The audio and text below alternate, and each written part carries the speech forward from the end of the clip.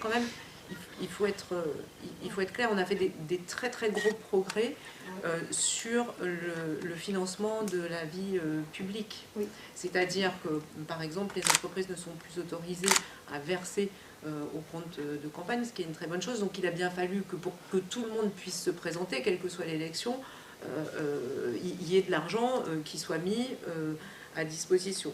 Donc quand on fait une campagne, qu'on atteint un certain seuil, on a deux possibilités de financement.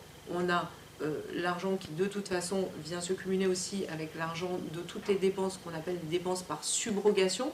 C'est-à-dire par exemple vous faites une campagne municipale ou autre, ben, en réalité vous pouvez faire campagne avec 0 €, puisque tous les documents obligatoires, tout ce qu'on appelle la propagande, c'est le terme, c'est celui-là, le terme officiel, c'est-à-dire les circulaires, donc les 2 circulaires que vous recevez dans les enveloppes, les bulletins de vote, les affiches et les frais de collage d'affichage, même si vous faites appel à un prestataire, tout ça peut être financé par subrogation, c'est-à-dire que vous allez voir l'imprimeur, vous donnez le papier de subrogation, vous le signez en tant que candidat, enfin plutôt en tant que mandataire du candidat, et ça lui sera payé directement. Donc ça, c'est plutôt très bien, parce que ça permet à tout le monde de concourir. Donc les 800 000 €, c'est absolument pas quelque chose qui est donné au candidat, c'est une avance sur ses frais de campagne. Et une élection présidentielle, vous imaginez bien que ça coûte quand même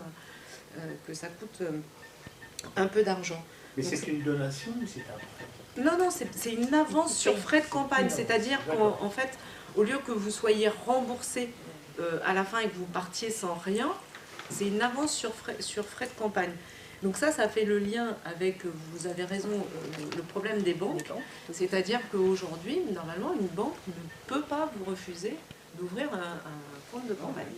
Mais dans la réalité, il y a énormément de refus, et évidemment, plus les partis sont petits, enfin plus les candidats des partis sont petits, plus il y a de refus. Donc pourquoi pas effectivement faire finalement, on a bien une banque publique des investissements pour les entreprises, donc pourquoi pas une banque publique pour les investissements. Faire appel à un oligarque comme Bolloré. Oui, mais lui, il n'a pas le problème, donc il n'a pas de problème de financement, pour qu'on lui ouvre un compte bancaire. Ah non, voilà, je pense pas. Cela dit, normalement, quand vous êtes candidat, en dehors de l'élection présidentielle, si vous avez un compte personnel dans une banque, votre banque ne peut pas, en tant que candidat, vous refuser de vous ouvrir un compte de campagne. Il faut saisir, le médiateur. En général, ils répondent assez vite. Et, voilà, ils ne peuvent pas. Pardon, je peux enchaîner sur les parrainages et le RIC? Moi, je voulais juste dire qu'à propos des campagnes électorales, ce que Anticor précise, c'est que Anticor voudrait que la vérification des comptes de campagne se fasse en temps réel. C'est-à-dire que les factures, tout doit être transparent. Si vous faites une réunion, la facture de l'hôtel ou des petits fours doit apparaître en ligne tout de suite. Pourquoi? Parce que ce qui s'est passé dans le passé, c'est qu'on s'est aperçu quelques années plus tard que les élections n'étaient pas régulières. Et après, on s'est arrangé, on a étouffé la chose et la personne a été élue. Donc voilà, Anticor souhaiterait que les grosses anomalies soient visibles tout de suite, avant même les élections, qu'on puisse y mettre le holà avant les élections, parce que sinon il y a une espèce d'inertie qui se met en place. Donc c'est en complément de ces choses-là. Alors, je pense qu'il faut quand même distinguer 2 niveaux d'élection. En réalité, l'élection qui a particulièrement posé problème sur les financements, c'est la présidentielle et c'est la campagne de Sarkozy, clairement. La dernière en date qui a vraiment posé problème, c'est quand même celle-ci. Pardon? Et de Macron. De Macron. Ah oui, on n'y est pas encore, oui. La première, on sait toujours pas. Non, mais on n'y est pas encore, je veux dire, à la sortie de l'information. Les informations, on les aura. Les informations sont pas... Voilà. On sait déjà, on les aura dans 5 ans. Oui, mais ce que je veux dire, c'est... Mais ça s'est passé pareil pour Sarkozy, c'est-à-dire que c'est un contre-temps. mais tous. Donc voilà. La proposition d'Anticor, on essaie dans ce sens-là, parce que c'est éviterait à ces gens-là. C'est pour ça que je dis... Non, mais c'est pour ça que je dis, je pense qu'il faut distinguer il faut distinguer deux strates On ne peut d'élection. pas les juger 5 ans après quand ils sont en place. Non, mais On a eu la preuve avec Sarkozy. oui, je vous dis, je répète, je pense qu'il faut distinguer deux strates d'élection. Je pense que l'élection présidentielle et son financement est quelque chose d'à part, et pourquoi pas cette solution-là, d'autant plus que il y a énormément de moyens technologiques et des équipes de campagne. À ce moment-là, ils embauchent effectivement des gens pour ne faire que ça, saisir en temps réel. Par contre, si vous faites ça sur les campagnes locales, municipales ou autres, moi en tant que candidate et en tant que mandataire, je peux vous dire que c'est pas forcément très simple, parce que vous devez tout passer dans vos comptes de campagne. Vous allez dans un bistrot rencontrer des citoyens, vous payez, enfin d'ailleurs c'est même pas le candidat qui doit payer, c'est son mandataire normalement.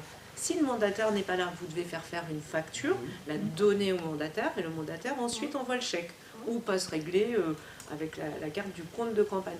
Donc dans ces cas-là, comment vous faites? Et moi je pense que ça, c'est ce temps réel. Ça a toujours été ça. Oui, ça a toujours été. Mais non, mais le faire en temps réel, faire remonter en temps réel, je pense que c'est. Non mais vous avez dit en temps réel. Moi, voilà, je réponds à la question. Entre 5 ans et une semaine, il y a de la marge. Non, mais c'est pas 5. Sur les campagnes municipales, vous rigolez, c'est pas 5 ans. C'est vous avez 3 mois pour rendre vos comptes de campagne bouclés et impeccables. Moi, j'ai toujours eu des comptes de campagne qui ont été remboursés à l'euro près, à la virgule près, mais c'est pas évident parce qu'entre-temps, vous devez même répondre à des questions qui vous sont posées. En général, le remboursement intervient dans les 6 ou 9 mois Oui, mais là, vous du parlez dépôt des de comptes. grandes communes, de grosses communes, mais des petites communes comme les nôtres, où le maire, il se présente finalement... Il n'y a pas l'obligation du mandataire financier, Non, effectivement. en fin de compte, il paye ses coûts lui-même. Tu payes ses coûts lui-même. Oui. Est-ce que c'est pertinent je rappelle de le que faire Isabelle Richard a été plusieurs fois candidate à des élections municipales ou d'autres. Et départementale, mais il y a Départementale. je Donc cherchais. nous la Et remercions de partager sa connaissance de l'intérieur du système. C'est intéressant. Ça. Oui. Non, franchement, le système de c'est pas l'intérieur. évident de faire campagne quand on a des petits candidats. Donc il ne faut pas que notre soif à tous d'éthique, finalement, contraigne le système et le rende complexe au point que justement ça pénalise encore plus les petits candidats, vous voyez. Mais j'ai pas la solution. Les plus corrompus, excusez-moi, ce ne sont pas les petits candidats. J'ai pas l'impression. Mais ils sont pénalisés. Non, Oui. mais parfois, sans vraiment le savoir, il y en a qui font pas les choses tout à fait comme il faut dans les campagnes, dans les petits candidats, et parfois de bonne foi aussi. Absolument. Mais ça, ils ne vont pas être inquiétés. Ah ben si, ils sont pas inquiétés, ils sont juste pas remboursés.